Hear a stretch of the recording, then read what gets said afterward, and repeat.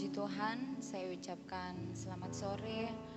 Selamat datang di tempat ini untuk beribadah, memuji, memuliakan nama Tuhan. Segera kita mulaikan ibadah pada sore hari ini. Saya undang sidang jemaat bangkit berdiri. Kita mau angkat pujian, sungguh besar setiamu.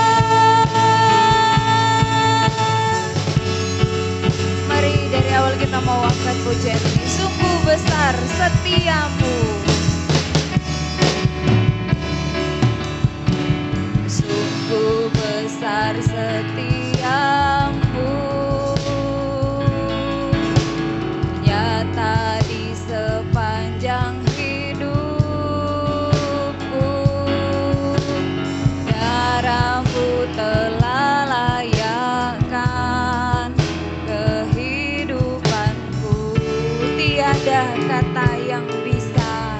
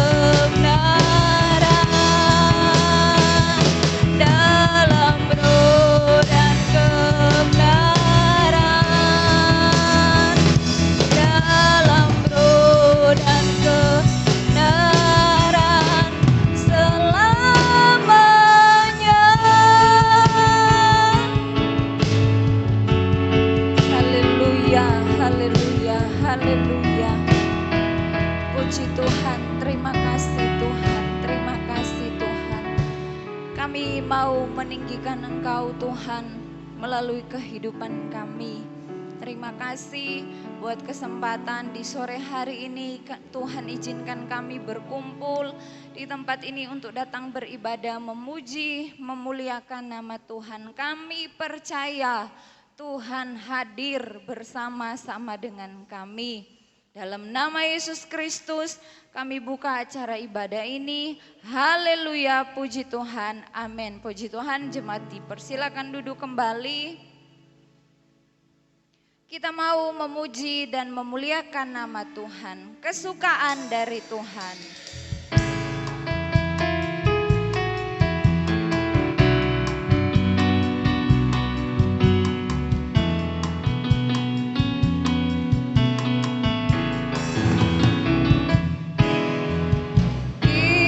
Berkumpul bersama memuji Tuhan, meninggikan namanya Yesus. Kita tinggalkan segala beban yang berat, puji dengan hati bersuka.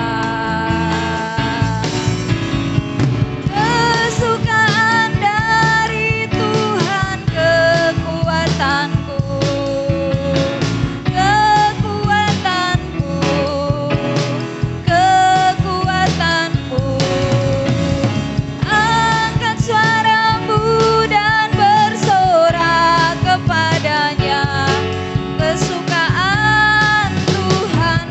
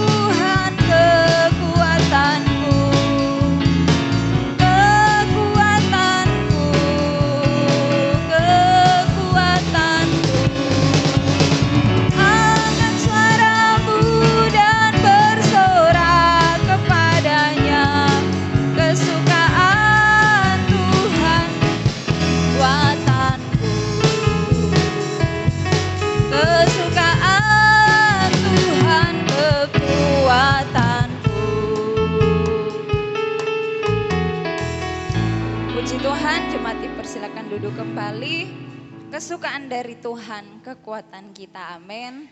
Kita masih terus memuji, memuliakan nama Tuhan, berjalan bersama Dia, ku tak takut.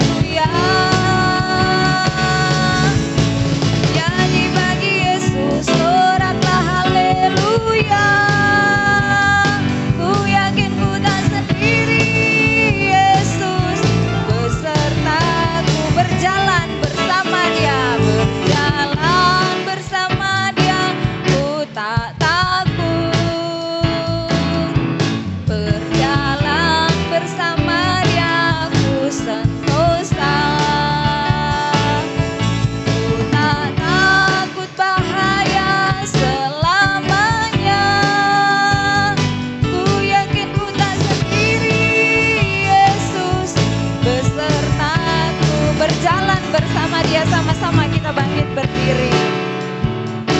Ku tak takut, berjalan bersama Dia, ku sentosa.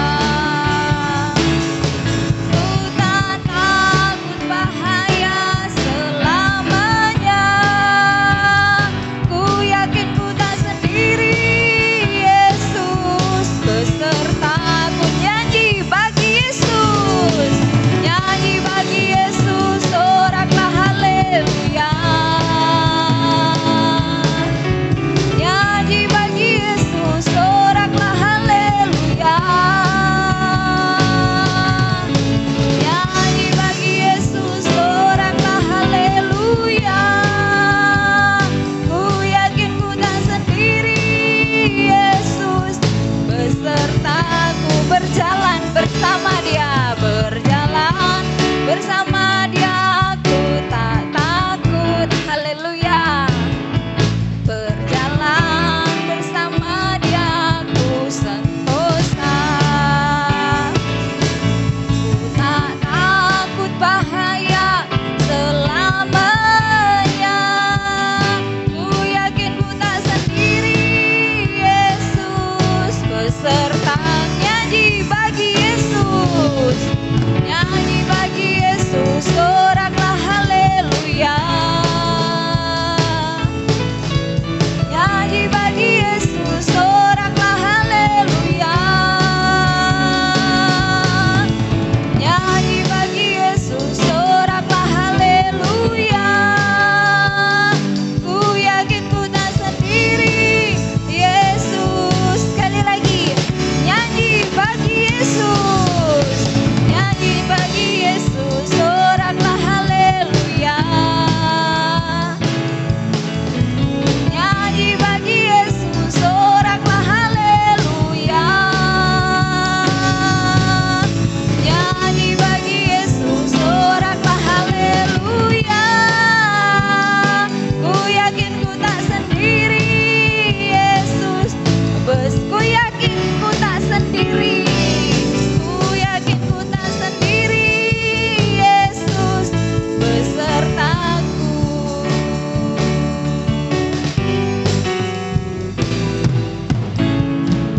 Puji Tuhan, jemaat dipersilakan duduk. Kita tidak pernah sendiri karena Yesus beserta dengan kita. Kita akan mendengarkan persembahan pujian dari kaum wanita, dipersilakan.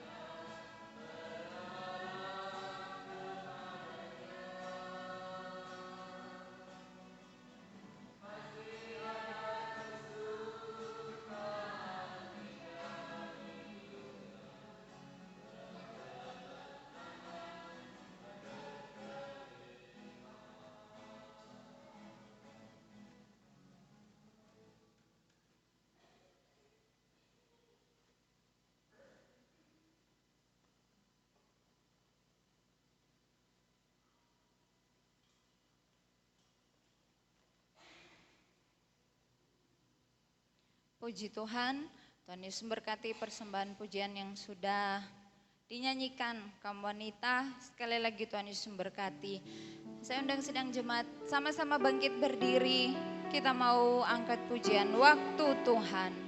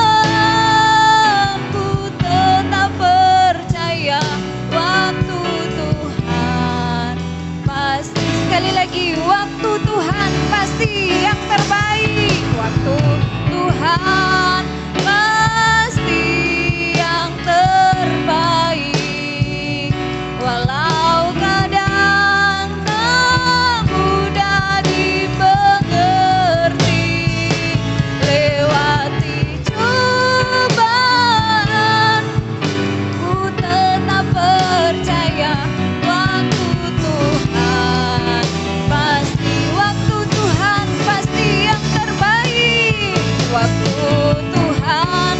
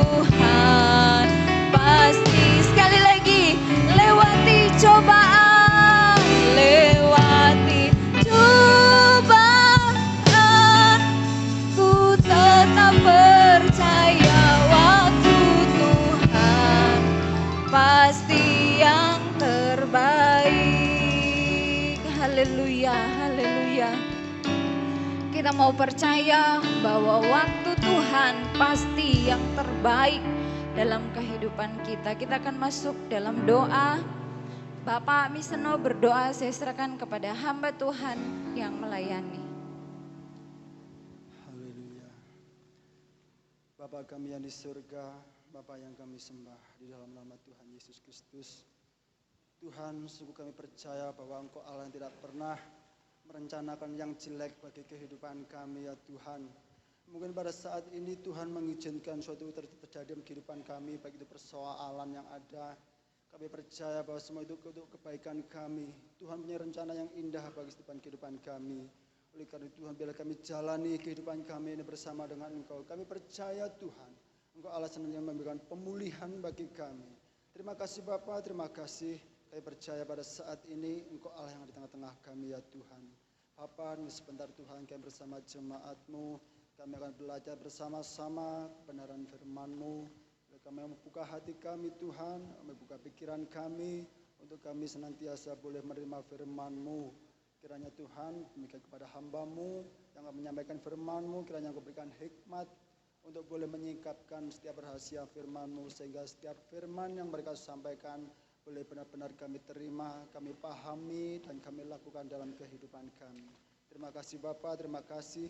Sekali lagi Bapa, kami boleh menyerahkan ibadah kami pada saat ini dari pertengahan hingga pada akhirnya. Di dalam nama Tuhan Yesus Kristus, Allah dan Juru Selamat kami berdoa dan mengucap syukur disambut firman-Mu. Haleluya. Amin.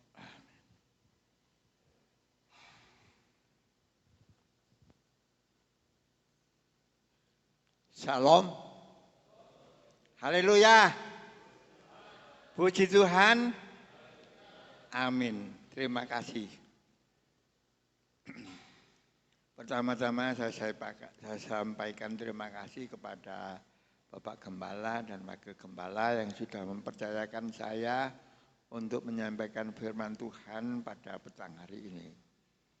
Oleh karena itu mudah-mudahan firman ini akan menjadi kekuatan iman kita masing-masing. Pertama-tama saya minta maaf yang sebesar-besarnya jika dalam menyampaikan firman ini mungkin kurang pas dan bagaimana kalau saya bandingkan dengan 15 tahun yang lalu, kondisi saya lebih sekarang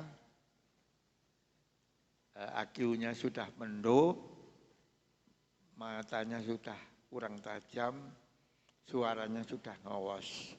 Ya, maafkan saja. Oleh karena itu, karena ini adalah tugas untuk menyampaikan firman Tuhan, bahwa apa yang diminta oleh gembala untuk bekerja bersama-sama, untuk membantu pekerjaan Tuhan, apapun yang terjadi akan saya laksanakan dengan sebaik-baiknya. Karena Tuhan memberkati kita. Nah, saudara-saudara kasih dalam Tuhan, pada petang hari ini firman Tuhan ini masih berkaitan dengan khotbah Ibu Rosi pada minggu yang lalu. Ya, masih berkaitan. Namun demikian bahwa firman ini apapun olahannya tetap menjadi satu berkat bagi siapa saja yang mendengarkan daripada firman Tuhan. Nah, pada petang hari ini mari kita baca dalam Efesus 3 ayat 14 sampai 21. Efesus 3 ayat 12 sampai 21. Saya yang genep, saudara-saudara sekalian yang ganjil.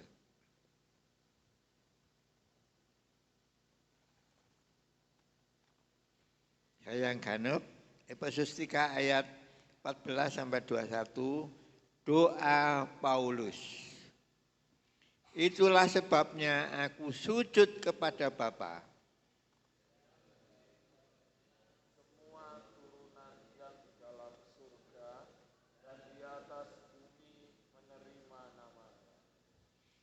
Aku berdoa supaya Ia menurut kekayaan kemuliaannya, menguatkan dan meneguhkan kamu oleh rohnya di dalam hatimu.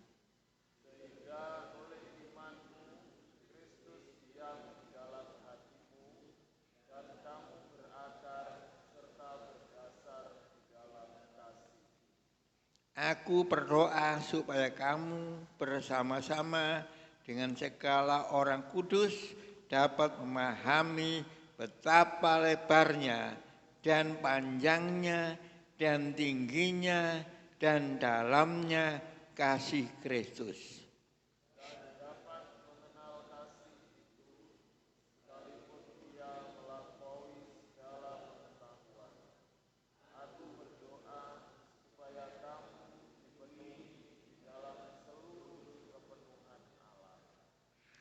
Bagi dialah yang dapat melakukan jauh lebih banyak daripada yang kita doakan atau pikirkan, seperti yang ternyata dari kuasa yang bekerja di dalam kita.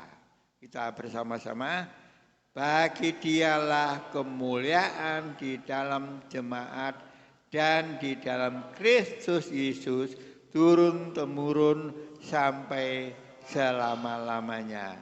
Amin. Terima kasih. Saudara-saudara kasih dalam Tuhan, di dalam ayat ini bahwa Paulus telah memberi surat kepada jemaat di Efesus. Ini ditulis Rasul Paulus ketika di penjara karena membela kebenaran daripada Kristus. Saudara baca dalam Efesus 3. Nah, surat ini dibawa ketujuannya oleh seorang kawan sekerja Rasul Paulus yang bernama Tychicus. Ya, ayat 16, Efesus 6 ayat 21. Rasul Paulus begitu memperhatikan jemaat Efesus, mungkin karena hubungan emosional, karena hubungannya sangat baik dengan jemaat Efesus, maka ia walaupun di penjara, ia tetap memberikan satu dorongan atau kekuatan bagi jemaat di Efesus. Ya, karena Paulus telah terjalin jemaat Efesus mungkin karena hubungan emosional terjalin ketika Paulus menggembalakan mereka selama 3 tahun. Paulus telah mengembalakan jemaat Efesus ini selama 3 tahun. Melalui tulisannya ini, Paulus memberikan 2 pokok pengajaran kepada jemaat Efesus tentang doa. Tentang doa. Ya, doa ini adalah sangat penting. Nah, sekarang bagaimana sikap orang dalam berdoa? Yang memberikan pengajaran tentang bagaimana orang sikap berdoa, bagaimana yang harus menyampaikan doa kepada Tuhan. Nah, di sini ada 2 cara Paulus memberikan pengajaran tentang doa. Di dalam pasal 14 kita baca dalam 14 dijelaskan demikian. Dalam pasal 14, itulah sebabnya aku sujud kepada Bapa. Ya, di sini pasal 14 ada 2 pesan pokok, yaitu yang pertama kata sujud. Kata sujud ini merupakan wujud sikap merendahkan diri dan menghormati. Artinya sujud itu sikap menghormati, merendahkan diri orang bersujud.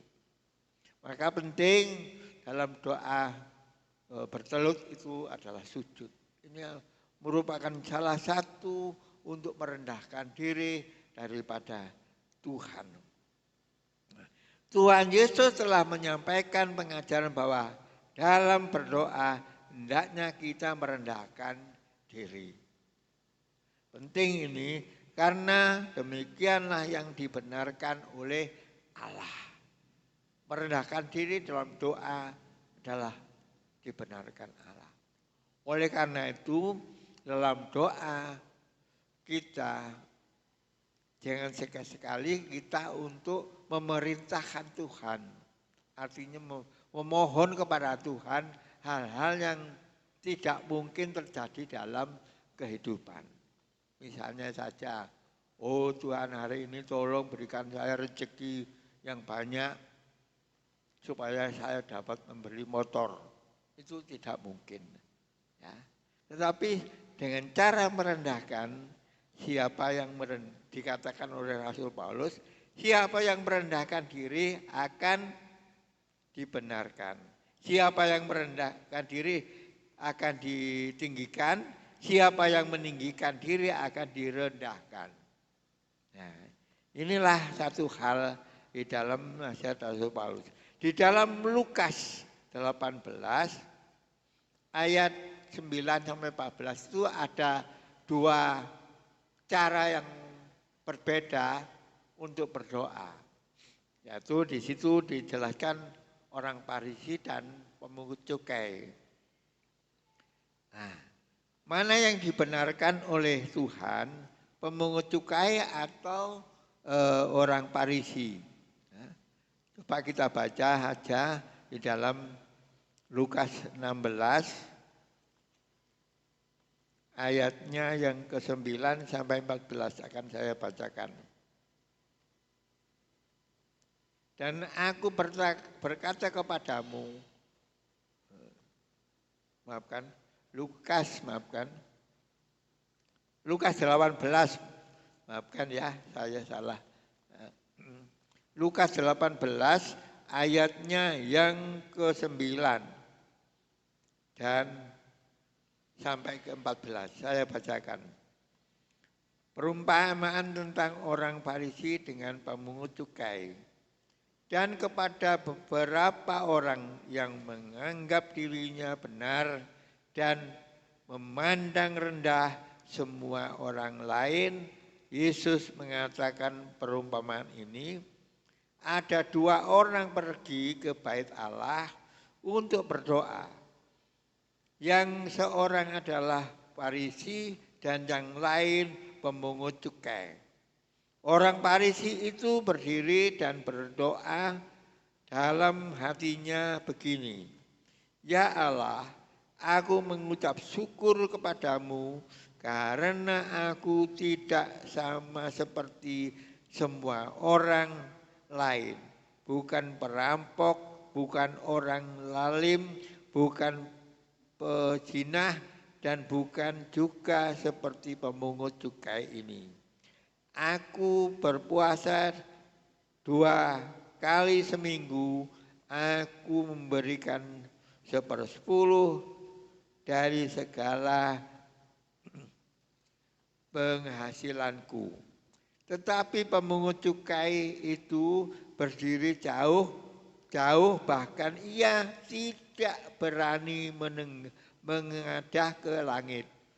Melainkan ia menengok diri dan berkata, Ya Allah, kasihanilah aku orang berdosa ini. Aku berkata kepadamu, orang ini pulang ke rumahnya sebagai orang yang dibenarkan Allah dan orang lain itu tidak. Sebab barang siapa meninggikan diri, ia akan direndahkan. Dan barang siapa merendahkan diri, ia akan tinggikan. Nah, pertanyaannya kira-kira yang dibenarkan oleh Yesus itu orang Farisi apa orang pemungut cukai? Nah, adalah di sini dijelaskan dalam ayat ini adalah orang pemungut cukai. Karena apa? Karena di sini dijelaskan, Ya Allah, kasihanilah aku orang berdosa ini. Karena yang merendahkan diri merasa bahwa dia adalah orang berdosa. Maka ia berdoa dengan rendah hati untuk supaya dikasihani, diampuni dosa-dosanya oleh Tuhan. Lain dengan orang Farisi. Orang Farisi berdoa, saya sudah melakukan apa yang Tuhan perintahkan, saya mengucap syukur, tidak seperti orang itu dan orang itu. Ini artinya meninggikan diri, artinya saya inilah yang terbaik demikian. Tetapi bagi Yesus ini tidak dibenarkan.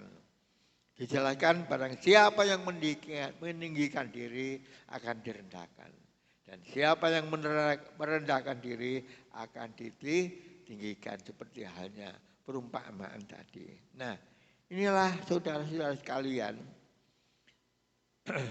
apa yang dilakukan oleh dua orang ini, justru orang pemungut cukailah yang dibenarkan.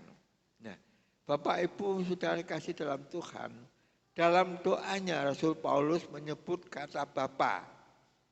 Nah, ini menjadi satu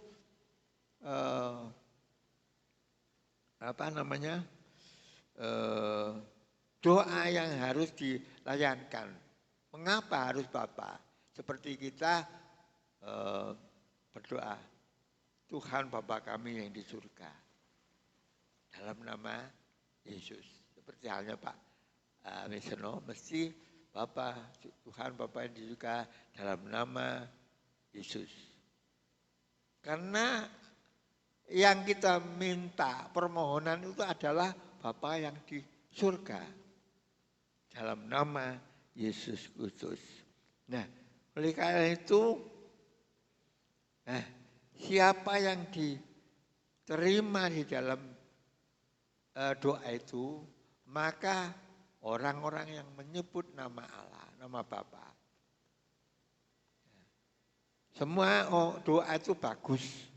Tetapi Rasul Paulus mengajarkan kepada jemaat Efesus supaya diawali dengan nama Bapa.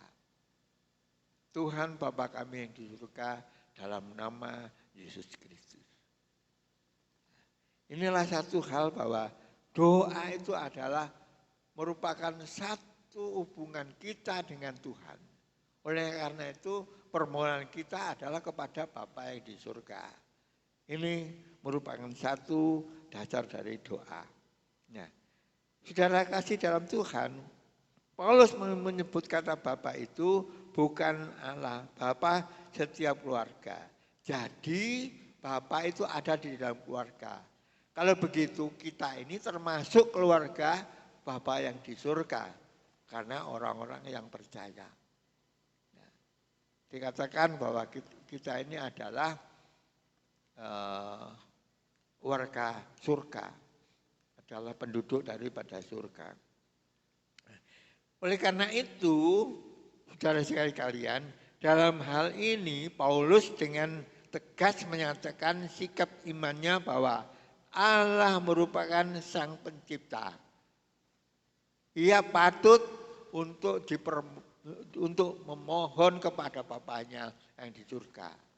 Karena Allah Bapa adalah Sang Pencipta yang melakukan segala sesuatu dan menguasai di dalam segala sesuatu. Dikatakan bahwa yang daripadanya manusia dan alam semesta ini adalah Tuhan Bapa kita. Dia adalah Bapa bagi setiap orang percaya kepada Yesus Kristus. Termasuk Yesus untuk memanggil Tuhan adalah Bapaknya, Bapa yang di surga. Inilah satu hal bahwa doa-doa yang diajarkan oleh Paulus ini merupakan satu permohonan yang efektif untuk senantiasa berhubungan dengan Tuhan. Jadi sikap kita untuk berdoa ialah secara efektif. Nah, siapa saja yang diterima di dalam doa itu bagi orang-orang yang doanya itu selalu merendahkan diri.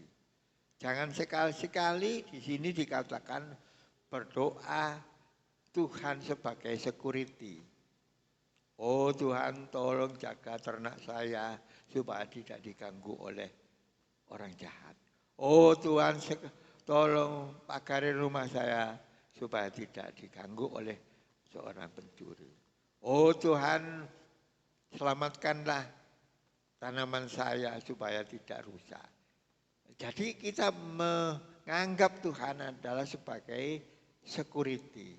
Ini tidak boleh, tetapi di dalam doa Rasul Paulus, kita serahkan seluruh apa yang kita miliki. Oh Tuhan, segala sesuatu yang Tuhan berikan saya, kami serahkan seluruhnya kepada Tuhan, apapun yang terjadi. Inilah satu doa yang untuk merendahkan diri. Banyak orang-orang berdoa untuk minta Tuhan mengamankan hal-hal yang dia cintai. Itu doa yang tidak benar. Jadi setiap doa marilah kita serahkan apa yang terjadi dalam kehidupan kita, di dalam apa yang kita miliki kepada Tuhan. Oleh karena itu kalau saya berdoa mau tidur, saya tidak minta, oh Tuhan lindungilah saya, tidak. Kami serahkan jiwa ragaku ya Tuhan kepadamu, apapun yang terjadi dalam hidupku ini. Inilah yang doa yang perlu, yang selalu dijawab oleh Tuhan. Nah, saudara kasih dalam Tuhan, bagaimana menyatakan lewat doa itu melalui kasih. Ya, menyatakan kasih melewati doa. Banyak orang doa itu hanya untuk kepentingan sendiri atau mungkin kepentingan orang lain yang dipercayainya. Rasul Paulus mengajarkan selain sikap dalam doa, ia juga mengajarkan kepada jemaat Efesus bagaimana cara menyatakan tindakan kasih tanpa memberi. Jadi doa itu pun adalah merupakan kasih kepada sesama. Tanpa memberi sesuatu kepada orang lain, tanpa memberi kepada barang. Itu adalah merupakan kasih. Satu contoh, misalnya ada saudara kita yang sakit, mungkin Pak Gembala pasti itu mendoakan, oh Tuhan tolong sembuhkan saudara kami ini, pulihkan kembali supaya dia boleh kembali untuk bersama-sama dengan kami semua. Ini pun merupakan kasih daripada hati orang-orang yang percaya kepada Tuhan. Jadi doa pun merupakan kasih terhadap sesama. Jadi menyatakan kasih lewat doa itu penting. Doakanlah semua, mungkin anak-anak, keluarga, dan semuanya. Nah, itulah yang dimaksud dalam doa. Tetapi dalam menyatakan kasih kepada orang lain, Rasul Paulus memberikan contoh dengan tindakan memperhatikan kepada orang tersebut. Dalam Yesus 1 ayat 16, kasih Paulus kepada jemaat Efesus terlihat jelas dalam 3 pokok doanya. Ya. Ada 3 pokok doanya. Yang pertama supaya jemaat dipenuhi dengan Roh Kudus. Yang kedua menguatkan batin jemaat. Yang ketiga adalah doa supaya jemaat Efesus diberikan kekuatan dan dipenuhi dengan Roh Kudus. Rasul Paulus berdoa supaya batin orang-orang Efesus dikuatkan oleh Roh Kudus. Kata batin di sini ialah, di sini dijelaskan kata batin orang Efesus dikuatkan oleh Kudus. Nah, di sini merujuk pada pikiran dan hati yang telah diubahkan melalui kelahiran baru. Jadi kita doakan batiniah dari orang-orang tersebut supaya mereka melahirkan orang baru. Banyak orang yang mengomentari atau waduh dadi wong Kristen kok gak tau nang gereja lek minggu, itu tidak boleh. Padahal nang gereja cedek paribasane ya ini tidak nolak lain, tapi ini tidak boleh. Tetapi kita harus mendoakan mereka supaya ia sadar dan kembali kepada Yesus. Tidak boleh artinya mengejek atau ngarani, waduh, wong nganggur kok nang gereja. Daripada dia ngobrol-ngobrol kok nang gereja. Ini tidak boleh sama sekali oleh Rasul Paulus. Kita harus memiliki kasih melalui doa, yaitu kita doakan mereka itu supaya sadar dan kembali kepada kita melalui Roh Kudus. Saya yakin apabila Roh Kudus bekerja kepada setiap orang, maka mereka tanpa sadar ia akan kembali. Ini banyak hal yang kita alami, yang dulunya juga istilah Jawanya mokong, tetapi setelah ia didoakan merasa bahwa ia harus dengan Tuhan. Sesuai dengan kesaksian Bapak Pendeta Tentrem waktu ada kumpulan kaum pria di Panjen. Pak Tonton juga pernah dulu artinya membantah, tetapi dengan doa-doa yang dia layangkan banyak jiwa-jiwa yang datang. Sekali lagi, jangan merendahkan atau ngomongin ngerasani orang-orang yang tidak mau ke gereja. Jangan dirasani sekali-sekali, jangan. Tapi kita doakan mereka. Walaupun mereka ngerti, ya, tetapi karena setan lebih kuat daripada jiwa mereka. Kuasa setan di dunia ini bekerja dengan kuat untuk senantiasa melupakan orang-orang yang sudah percaya kepada Tuhan. Tidak heran, banyak orang. Tidak di sini saja, banyak di sana sini banyak. Ya. Memang di sini dulu masih kecil, sekolah minggu, dia rajin, setelah dewasa, setelah kita tinggalkan. Dia tinggal. Padahal dia upama ke gereja juga sempat. Tetapi itu tidak boleh kita sindir, tidak boleh kita bahasa Jawanya ojo dirasani, tetapi kita doakan supaya mereka kembali untuk beribadah bersama-sama. Alangkah sukacitanya kita ini. Nah inilah menurut Rasul Paulus yang harus dikerjakan supaya Roh Kudus bekerja kepada orang yang mau bekerja.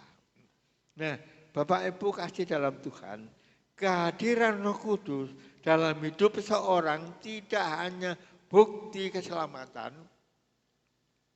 tetapi juga memberikan kesanggupan dan kekuatan untuk menjalankan kehidupan Kristen. Jadi Roh Kudus itu kalau kita minta untuk bekerja, saya percaya Tuhan akan menggerakkan setiap orang yang dipenuhi dengan Roh Kudus. Makanya penting dalam hidup kita ini senantiasa memberikan peluang untuk Roh Kudus bekerja di dalam kehidupan kita. Nah, oleh karena itu dijelaskan bahwa kesanggupan menghadapi segala persoalan, segala problema, segala pergumulan yang kita hadapi terhadap orang-orang yang tidak percaya kepada imannya kepada Kristus. Banyak orang-orang yang mengejek kita, orang-orang percaya kepada Kristus. Tetapi persoalan-persoalan yang kita hadapi, kita serahkan sepenuhnya kepada Yesus, maka Roh Kuduslah yang akan bekerja di dalam kehidupan orang-orang tersebut. Ya. kita mengalami ejekan dari orang yang tidak mengenal Yesus. Apa yang harus kita lakukan? Apa yang harus kita lakukan? Kita sering diejek, mungkin saudara, teman, dan orang-orang yang tidak suka dengan kita. Tetapi kita tidak usah kembali mengejeknya, itu akan menjadi masalah. Tetapi kita berdoa karena mungkin orang itu belum mengerti. Tapi Roh Kuduslah yang akan bekerja pada mereka. Banyak jiwa-jiwa yang dulu mengejek Kristus menjadi satu anggota jemaat yang luar biasa. Contoh Rasul Paulus ini dulu seorang pembunuh, seorang istilahnya darah tinggi, tapi karena ia menerima Kristus, karena doa-doa daripada rasul-rasul lain, maka Rasul Paulus menjadi seorang rasul yang luar biasa. Inilah Bapak Ibu kasih dalam Tuhan. Janganlah senantiasa memonis kepada orang lain untuk tidak masuk dalam Tuhan. Tetapi doa merupakan satu kekuatan yang luar biasa yang nantinya Roh Kudus akan bekerja untuk orang-orang tersebut. Yang kedua, dimampukan memahami dan mengenal kasih Kristus. Ayat 18 tadi Efesus 3 ayat 18. Pikiran manusia sangat terbatas, sedangkan kasih Allah tidak terbatas. Untuk memahami kasih Allah yang tidak terbatas, maka kita tidak boleh mengandalkan pikiran atau kekuatan kita sendiri. Ya, tidak boleh mengandalkan kepandaian, pengertian kita sendiri atau kekuatan sendiri. Tetapi melainkan mengandalkan pimpinan Roh Kudus untuk menolong dan membimbing kita mengenali kasih Allah yang lebar, panjang, tinggi, dan dalam. Ini penting. Kita tetap tidak mengandalkan diri sendiri, tetapi kuasa Roh Kudus kita mohon agar setiap doa apapun yang terjadi, biarlah Roh Kudus yang akan bekerja dalam pikiran kita masing-masing. Nah, saudara-saudara kasih dalam Tuhan, kasih Kristus demikian lebar sehingga meliputi semua etnis manusia. Artinya tidak pandang bulu. Entah itu Jawa, Cina, Afrika, atau Madura, dan seterusnya. Tidak pandang bulu Kristus itu. Jadi kasih Kristus itu tidak pandang bulu pada siapa manusia. Oleh karena itu dalam Yohanes 3 ayat 16, barang siapa yang percaya kepadaku, karena begitu besar kasih Allah kepada dunia ini. Kalau dunia berarti seluruh umat manusia di dunia ini. Bagi mereka yang percaya kepadanya tidak akan binasa, melainkan memperoleh hidup yang kekal. Nah, disinilah Kristus memandang manusia itu tidak ada pilih-pilih. Demikian panjang sehingga bertahan hingga kekekalan. Demikian dalam sehingga menjangkau orang yang paling dosa. Demikian tinggi sehingga meninggikan ke surga. Meninggikan orang-orang yang percaya dan berserah kepada Tuhan sampai di surga. Inilah tujuan Kristus untuk umat-umatnya. Untuk dapat memahami kasih Yesus dengan baik, maka jemaat termasuk kita dituntut untuk meneladani dan mempraktekkan kasih Yesus itu dalam diri kita. Ini sukar untuk mempraktekkan teladan Kristus. Tetapi dengan kuasa Roh Kudus, saya percaya bahwa setiap orang bisa. Memang secara lahiriah tidak bisa, tetapi secara batiniah kita, asal kita memohon pada Tuhan, kiranya Roh Kudus bekerja di dalam hati kita masing-masing. Saya yakin semua itu akan terjadi. Nah, inilah satu hal yang penting. Lalu seterusnya, bagaimana untuk mengalami kepenuhan Roh Kudus? Kita harus mengenal kasih Yesus dulu. Di dalam ayat 19 Efesus 3. Coba kita baca bersama-sama. Efesus 3. Ayatnya yang ke-19. Dan dapat mengenal kasih itu sekalipun ia melampaui segala pengetahuan, aku berdoa supaya kamu dipenuhi di dalam seluruh kepenuhan Allah. Ayat 20, bagi dialah yang dapat melakukan jauh lebih banyak daripada yang kita doakan atas pikiran, seperti yang ternyata dari kuasa yang bekerja di dalam kita. Nah, inilah untuk supaya memahami, supaya kita dipenuhi Roh Kudus. Kita harus mengenal kasih Allah dulu. Apa kasih Allah? Kasih Allah adalah semua yang terjadi dalam kehidupan manusia. Nah, inilah satu hal yang penting bagi kita masing-masing. Kepenuhan Allah berarti Kristus, Roh Kristus.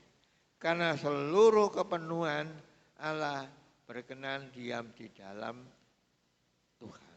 Dalam Kolose 1 ayat 11 yang dimaksud Allah berkenan diam, Dia ialah, kita baca saja biar lebih terang. Kolose 1 ayat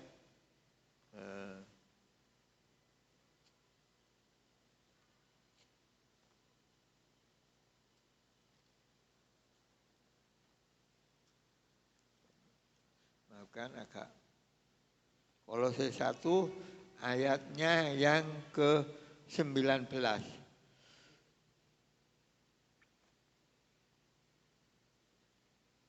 Ayat 19, karena seluruh kepenuhan Allah berkenan diam di dalam Dia. Dan oleh Dialah, ayat 20, dan oleh Dialah Ia memperdamaikan segala sesuatu dengan dirinya, baik yang ada di bumi maupun yang ada di surga. Nah, dalam ayat 19 ini, oleh Dialah Ia ayat 19, karena di seluruh kepenuhan Allah berkenan diam di dalam Dia. Artinya bahwa kuasa Allah, kepenuhan Allah ini hanya yang punya adalah Tuhan. Hanya Tuhanlah yang dapat memenuhi kuasa-kuasa di dalam kehidupan kita melalui Roh Kudus. Nah, Roh Kudus ini akan memenuhi dalam kehidupan kita, di dalam kasih Tuhan, di dalam segala hal, dalam iman kita masing-masing. Dijelaskan di sini, Kristus yang menguasai seluruh aspek kehidupan kita, dan Dia akan memimpin kita untuk hidup menuju kesempurnaan. Ini merupakan kesaksian dari kita untuk kemuliaan nama Tuhan. Ayat tadi sudah berbicara bahwa kita dipenuhi dengan Roh Kudus melalui Tuhan. Supaya apa? Supaya kita dapat sempurna menjadi orang-orang percaya. Iman yang dipenuhi dengan Roh Kudus, iman itu akan sempurna. Nah, oleh karena itu sudah dikasih dalam Tuhan. Sebagai ayat penutup kita baca dalam Roma 8. Ini Roma ini sangat sering kita baca bersama-sama. Roma 8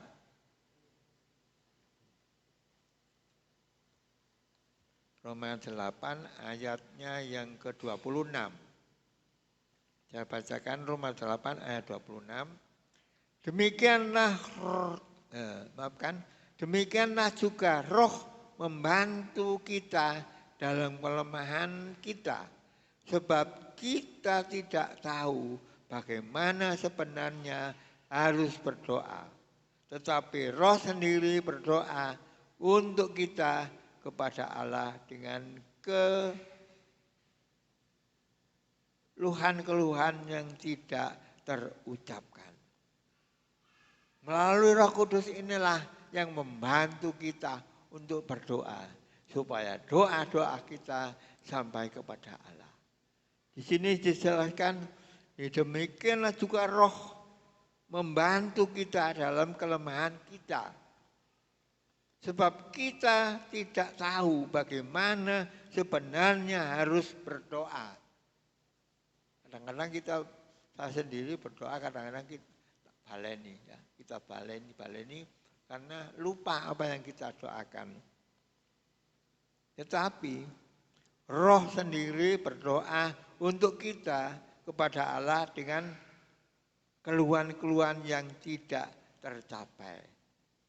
Nah, doa dalam hati kadang-kadang orang berdoa dalam, tapi Roh Kudus mengetahui apa yang kita doakan. Melalui doa itulah Roh Kudus akan membantu doa kita kepada Tuhan.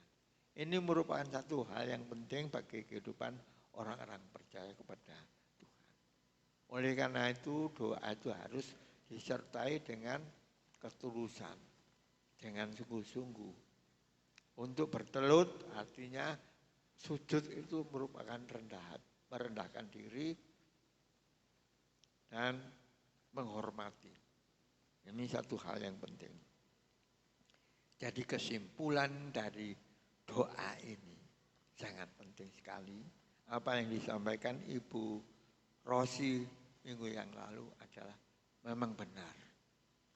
Apa yang disampaikan di dalam firman Tuhan telah menyentuh dalam hati. Oleh sebab itu, Bapak Ibu kasih dalam Tuhan, hendaknya kita meneladani Rasul Paulus dalam sikap doa dan tindakan kasihnya. Jangan jadikan ketidakberdayaan saudara sebagai alasan untuk tidak mempraktikkan hidup kasih. Jangan menjadi alasan kita tidak bisa berdoa. Mungkin kita ditunjuk, oh, si A tolong doa. Waduh, saya tidak bisa berdoa. Itu jangan sekali. Apapun dalam isi hati kita, ini Roh Kudus sudah mengetahui.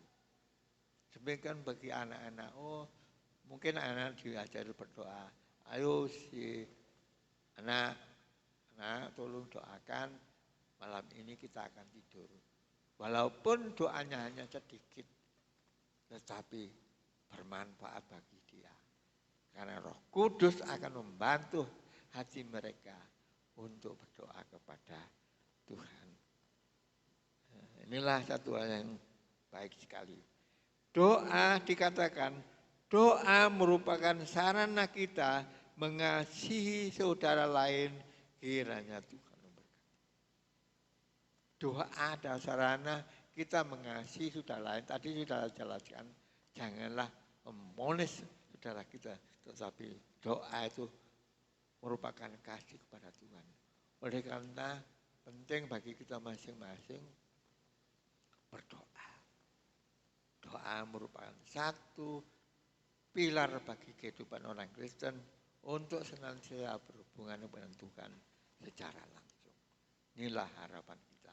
Mudah-mudahan Tuhan memberkati dan firman Tuhan yang sedikit ini menjadi kekuatan iman kita masing-masing.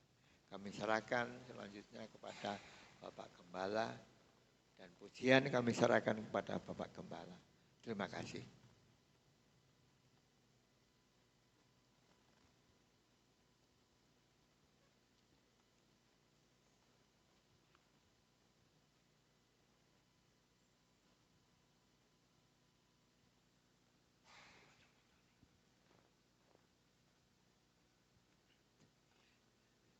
Puji Tuhan, terima kasih Tuhan Yesus berkati. Kita sesuai dengan doa, dengan firman yang kita dengar, kita akan angkat pujian. Bekerjalah dalamku, lebih dalamku, doaku, ya, doa saudara dan saya naik ke hadirat, di hadirat Tuhan, haleluya. Bekerja, berdiri bercoba.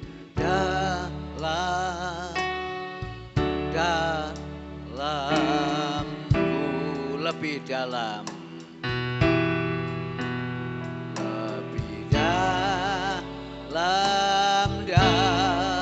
Dalamku, doaku, haleluya. Doaku ke hadiratmu, bekerja dalamku,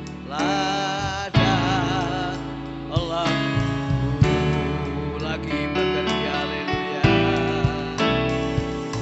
Bekerjalah dalamku, lebih dalam, lebih dalam,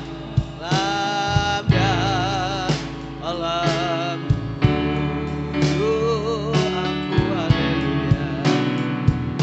Doaku ke hadiratmu, haleluya. Bekerjalah dalamku, doaku, haleluya. Doaku ke hadiratmu, haleluya. Bekerjalah dalamku.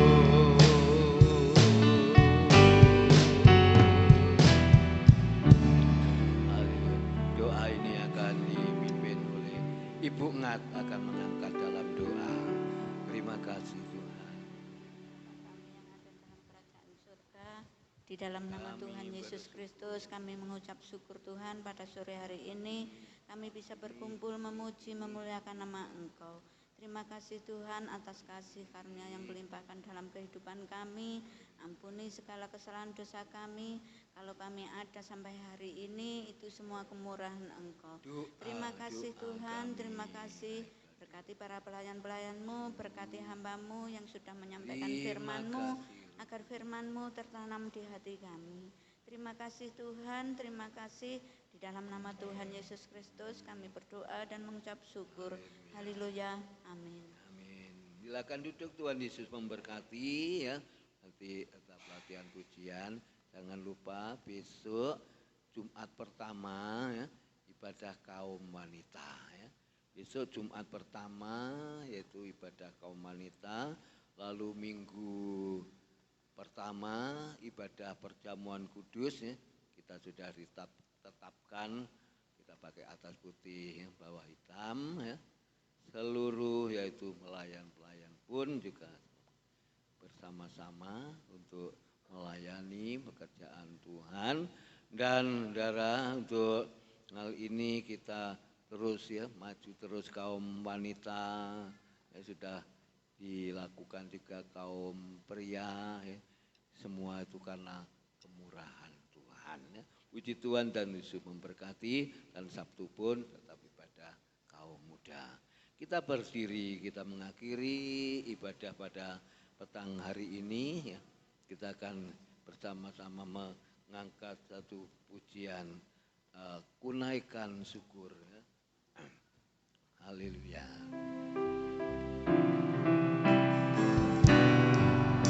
Kunaikan syukurku buat hari yang Kau beri. Habisnya kasih dan rahmat.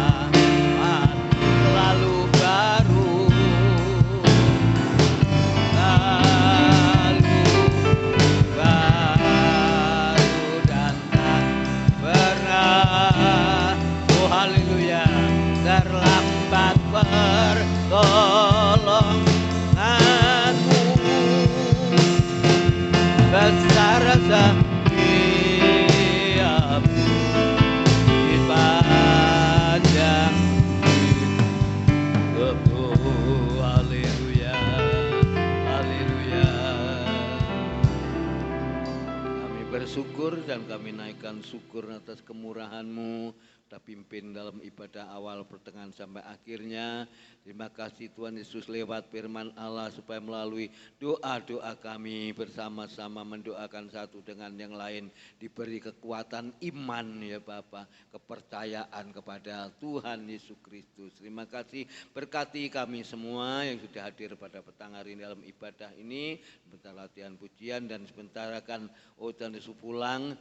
Kami percaya saat ini pun juga Tuhan Engkau akan menghentikan dalam hujan ini untuk kami pulang, dan Tuhan Engkau Allah senantiasa yang menyertainya. Terima kasih Tuhan, Engkau sudah memberkati kami bersama-sama ya Bapa. Persembahan bentar kami kerjakan, Tuhan Yesus Kristus pun juga memberkati. Terima kasih Bapak Ibu, saudara sekalian yang dikasihi Tuhan dan yang mengasihi Tuhan, terimalah berkat sukacita, terimalah berkat damai sejahtera yang datang dari Allah Bapa, Anak dan Roh Kudus menyertai kita sekalian pada petang ini atau malam ini sampai Maranatha, Tuhan Yesus datang yang kedua kali, pulang dengan kemenangan, pulang dengan sukacita, pulang dengan damai sejahtera. Berkat-Mu Tuhan, Kau limpahkan berkat Abraham, Ishak, Yakub jadi bagian kami bersama.